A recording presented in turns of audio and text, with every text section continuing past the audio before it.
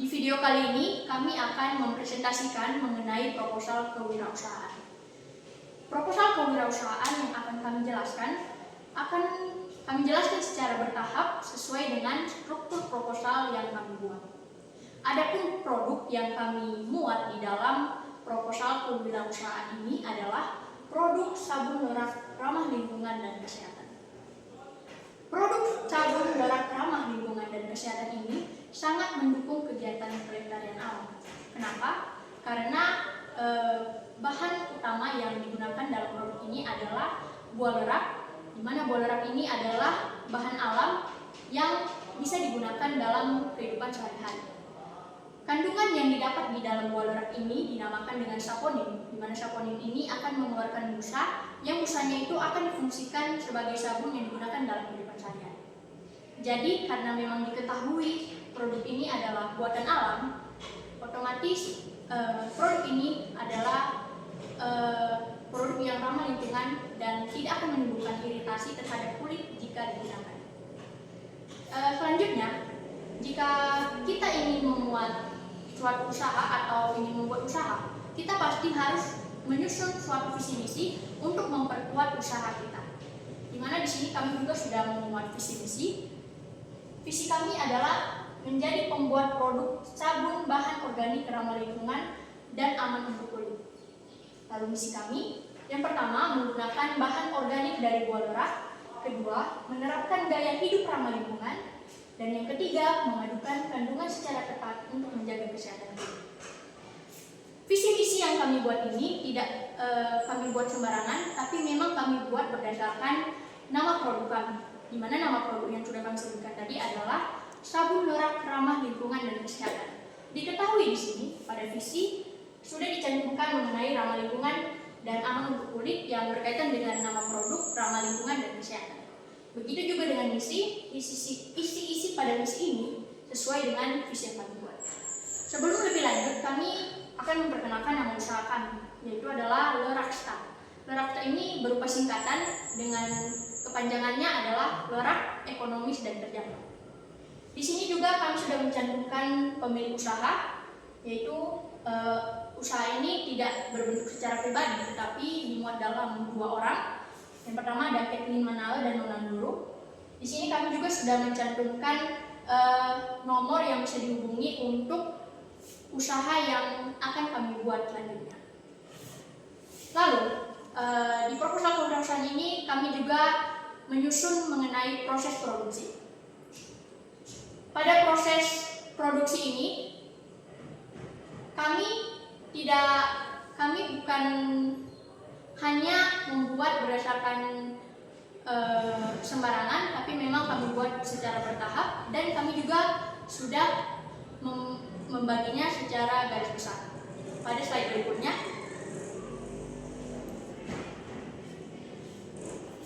tadi sudah saya katakan di garis besar. Pada garis besar itu di tahap pertama ada pemilahan bahan, yaitu ada pemilahan buah lerak, ada juga perendaman, ada proses pemerasan, proses perebusan, dan proses penambahan produk lainnya, dan terakhir adalah proses pengemasan. Masuk pada proses produksi secara umum yang sudah kami buat di dalam ini. Yang pertama adalah lakukan perendaman buah lerak selama 2 hari. Pada tahap pertama ini difungsikan untuk perendaman buah lerak yang dilakukan ini difungsikan untuk bisa mengeluarkan saponin atau busa untuk bisa difungsikan. Lalu yang kedua, kemudian buah lerak diperas agar busa atau saponin keluar. Memang tahap kedua dan tahap pertama ini tidak berbeda jauh karena sama-sama difungsikan untuk mengeluarkan busa. Hanya saja pada tahap kedua ini buah lerak diperas agar busanya memang keluar lebih banyak daripada tahap pertama. Lalu yang ketiga, gabungkan serai atau kulit jeruk di dalam air perasan.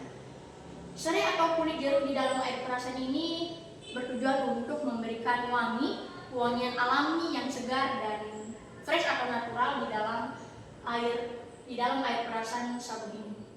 Dan yang keempat, ada rebus air perasan hingga mendidih dengan tambahan 1 liter air. Perlu diketahui takaran air ini sesuaikan dengan berapa banyak produk atau berapa banyak buah lerak yang akan direbus atau dipakai pada proses produksi. Perebusan ini difungsikan agar air sabun bisa lebih steril. Yang kelima, tambahkan 1 sendok garam. Garam ini juga hampir sama takarannya dengan yang keempat, sesuaikan saja dengan berapa banyak produksi buah lerak yang akan dipakai.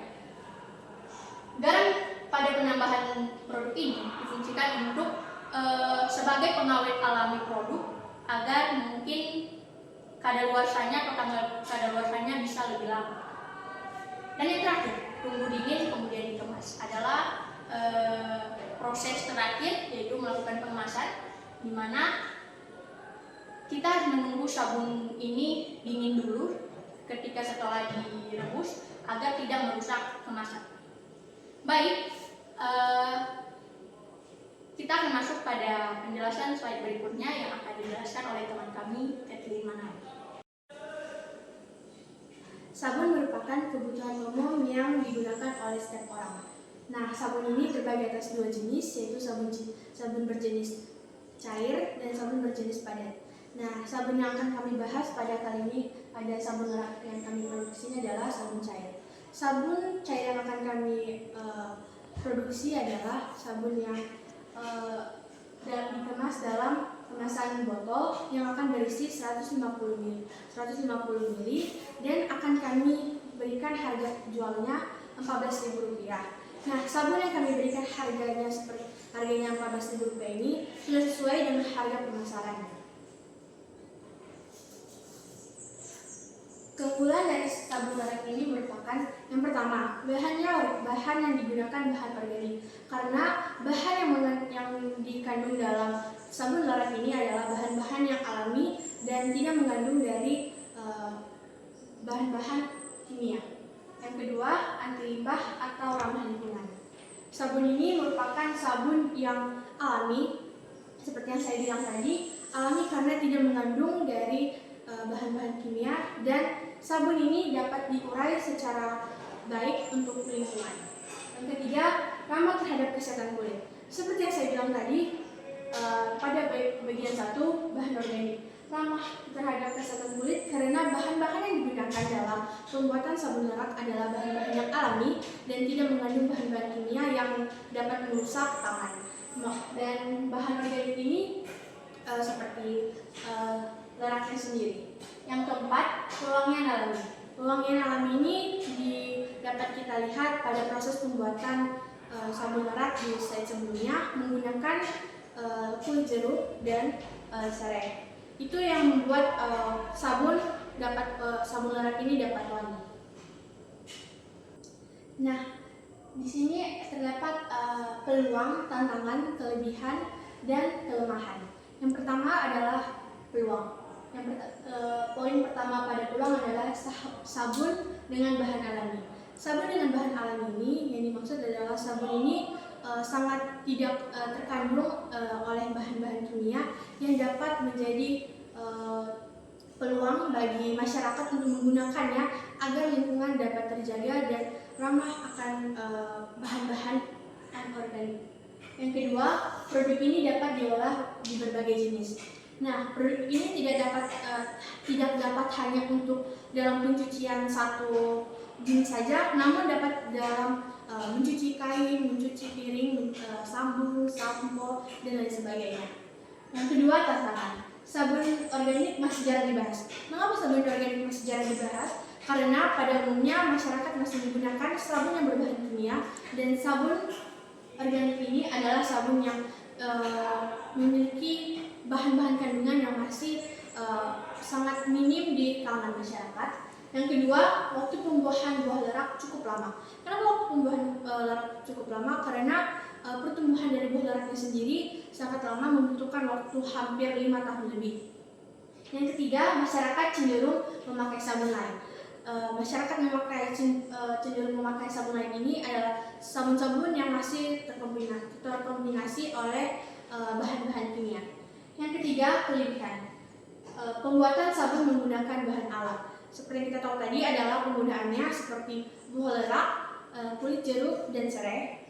Yang kedua, tidak mengandung bahan yang berbahaya. yang kita tahu sendiri tadi bahan-bahannya itu sudah sangat-sangat bahan alam. Dan yang ketiga itu dapat digunakan dalam seluruh kegiatan mencuci, hampir sama dengan penjelasan saya yang pada peluang nomor 2 yang produk ini dapat diolah di berbagai jenis. Yang keempat, kelemahan. Kelemahan ini yang pertama, persediaan buah yang tidak selalu ada. Sama seperti yang sudah saya jelaskan pada tantangan itu, persediaan buah ini tidak selalu ada. Kenapa? Karena pertumbuhan buah lerak sendiri sangat lama membutuhkan waktunya.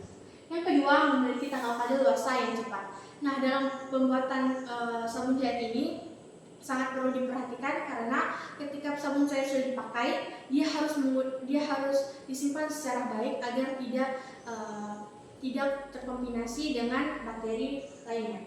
Yang ketiga, masyarakat jarang mengenal produk sabun lerak. Masyarakat jarang mengenal sabun lerak karena yang seperti saya bilang tadi, buah lerak ini tidak selalu tumbuh di berbagai wilayah, namun dia hanya terkhusus pada wilayah-wilayah tertentu.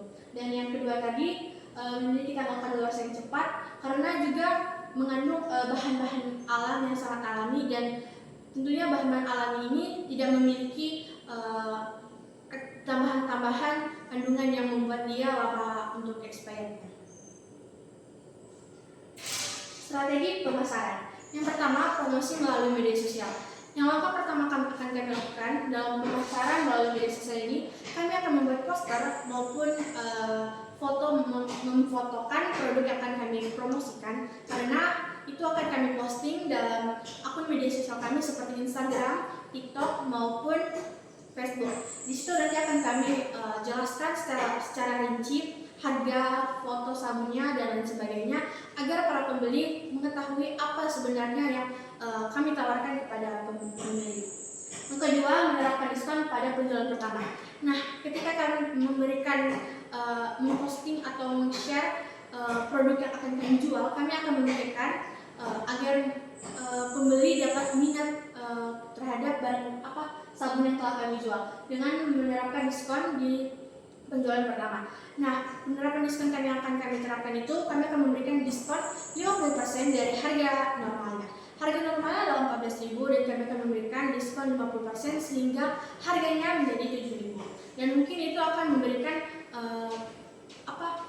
memberikan kepada pembeli kayak wah, itu lagi diskon tuh, berarti saya ingin membelinya dan ingin mencoba, apalagi mungkin itu adalah produk yang baru dikenal di masyarakat luas. Jadi ketika mereka mungkin akan membelinya dan kemudian mereka akan cocok karena mereka mengetahui produk kami adalah produk yang ramah lingkungan dan baik untuk kesehatan, mereka mungkin akan membelinya secara berkelangsungan, maupun baik itu dari sudah menjadi harga normal maupun harga diskon. Yang ketiga, kolaborasi pengemasan daur ulang ramah lingkungan. Nah, strategi yang ketiga ini merupakan konsep dari visi misi kami dan merupakan pendukung dari judul kami, yaitu sabun lerak yang ramah lingkungan dan kesehatan. Yang keempat, promosi luring. Promosi luring ini yang berarti kayak seperti kami mendatangi kantor maupun tempat-tempat yang mendukung usaha strategi kami, seperti dan kami akan memberikan kepada mereka baik itu dari poster maupun lain sebagainya, agar memberitahu kepada mereka bahwa kami juga menjual produk ini, namun kami mempromosikannya secara langsung, secara bertemu, tidak melalui media sosial. Produk sabun lerak ramah lingkungan dan kesehatan ini meraup dengan harga sebesar Rp14.000 per botolnya. Harga yang kami berikan ini berdasarkan keseluruhan biaya produksi yang akan dibahas lebih lanjut pada slide berikutnya. Kemudian perhitungan ini kami mulai dari target pendapatan bulanan yang hasilnya nanti akan dihitung untuk dipakai di target pendapatan tahunan atau target penjualan per tahun. Di sini sudah dicantumkan pada yang pertama, target bulanan adalah 15 botol, di mana kami pada satu bulan itu kami akan memproduksi sebanyak 15 botol. Kemudian 15 botol itu dikalikan dengan 30 hari yang menghasilkan 450 botol. Dan yang kedua, target tahunan. 450 botol adalah hasil dari target bulanan dikalikan dengan banyaknya bulan selama 1 tahun adalah 12 bulan. maka menghasilkan 5.400 botol. Kemudian hasil dari target tahunan itu akan dikalikan dengan harga per botol produksi sabun merah ini, yaitu Rp14.000. 5.400 botol dikalikan dengan Rp14.000 menghasilkan Rp75.600.000. Itu adalah jumlah target penjualan per tahun. Lalu kami akan memaparkan kebutuhan pembiayaan atau permodalan kami pada produk ini. Ya. Sebelumnya sudah kami bahas sekilas pada slide berikutnya bahwa harga satu botol ini didasarkan dari keseluruhan biaya produksi. Sebelumnya, kebutuhan pembiayaan ini kami muat dalam bentuk tabel agar lebih jelas pembacaannya. Di sini sudah kelihatan terdapat 6 komponen pembiayaan, di mana pada bagian yang pertama hingga keempat termasuk dalam bahan utama. Yang pertama adalah buah gerak yang akan kami pakai sebanyak 1 kg dalam 1 bulan sebesar Rp30.000. Yang kedua garam dipakai sebanyak 250 gram dengan harga Rp10.000. Ketiga kulit jeruk atau serai sebanyak 1 kg dengan harga Rp10.000. Dan yang keempat ada kemasan botol. Kami memakai ukuran 150 ml 1 botol dengan 15 botol sebanyak seminggu dan dengan harga bulanannya adalah Rp60.000. Lalu di sini ada juga biaya operasional dan biaya pemasaran, di mana biaya operasional ini sebesar Rp20.000 dan biaya pemasaran sebesar Rp140.000. Lalu dijumlahkan keseluruhan dalam harga 1 bulan itu, kebutuhan pembiayaan yang kami butuhkan sebesar Rp270.000. Kemudian harga tahunan, untuk mendapatkan harga tahunan ini kami kalikan saja dengan 12 bulan, di mana untuk buah gerak menghasilkan Rp360.000, garam untuk 1 tahun Rp120.000, kulit jeruk atau serai sebagai wewangian sebanyak Rp120.000, kemasan botol sebesar Rp720.000, biaya operasional 1 tahun Rp240.000, dan yang terakhir biaya pemasaran selama 1 tahun sebesar Rp1.680.000. Sehingga dijumlahkan keseluruhan harga tahunan didapatkan sebesar Rp3.240.000. Di sini, karena kita sudah mengetahui jumlah atau harga tahunan, harga kebutuhan pembiayaan selama 1 tahun dan target pendapatan selama 1 tahun, maka kita bisa mengetahui berapa keuntungan yang akan kami dapatkan, di mana selisih antara target pendapatan dan kebutuhan pembiayaan selama 1 tahun, yaitu Rp75.600.000 dikurangi dengan Rp3.240.000 menghasilkan Rp72.360.000. Itu adalah keuntungan yang kami dapatkan selama 1